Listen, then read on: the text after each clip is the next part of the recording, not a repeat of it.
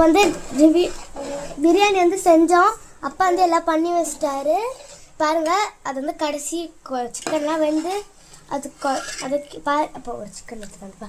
ஒரு சிக்கன் செய்கிறோம். இந்த வருஷம் பிறந்து இதான் ஃபஸ்ட்டு பிரியாணி பாருங்கள். இங்கே இது வந்து வந்துருச்சு. இங்கே பாருங்கள் அரிசியும் ரெடி ஆயிடுச்சு. இப்போ அதையும் நம்ம வந்து போட்டுடலாம்.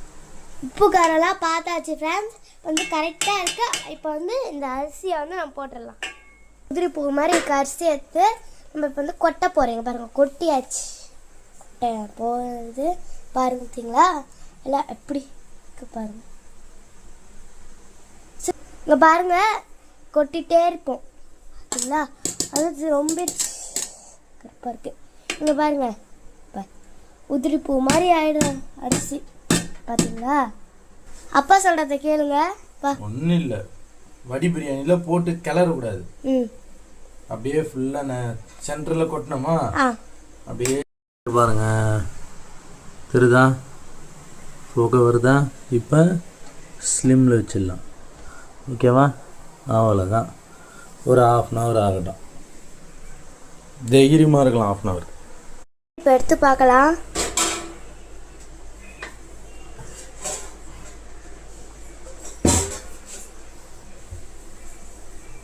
தம்முலேருந்து எடுக்கும் போது டபராவை பிடிச்சி இப்படி இழுக்கக்கூடாது, இப்படி தூக்கக்கூடாது.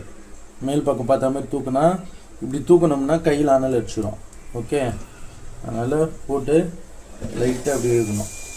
ஓகேவா, வேஸ்ட்டு அப்படி தூக்கி அப்படி வச்சுக்கணும். ஓகே,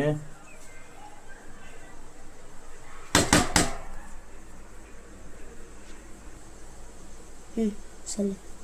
உள்ள தண்ணி இருக்கான்னு பார்க்கலாம்.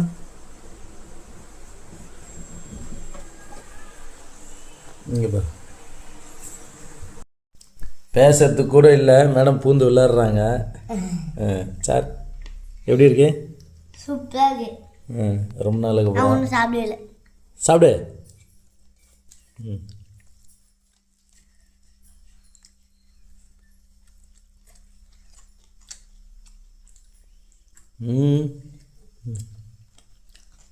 எப்படி இருக்கு? ரொம்ப நாளுக்கு அப்புறம் செஞ்சுருக்கோம். நல்லா இருக்கு. சிக்கனு நல்லா இருக்கு, நல்லா வெந்திருக்கு. அம்மாவா சாப்பிட்னது கால் வலி. ஓகே, நீங்களும் ஆல்ரெடி ஒரு வீடியோ போட்டிருக்கோம். அதே மெத்தட்ல நீங்களும் செஞ்சு சாப்பிட்டு பாருங்க. ஃபுல் வீடியோ போட்டுருவோம், செஞ்சு சாப்பிட்டு பாருங்கள்.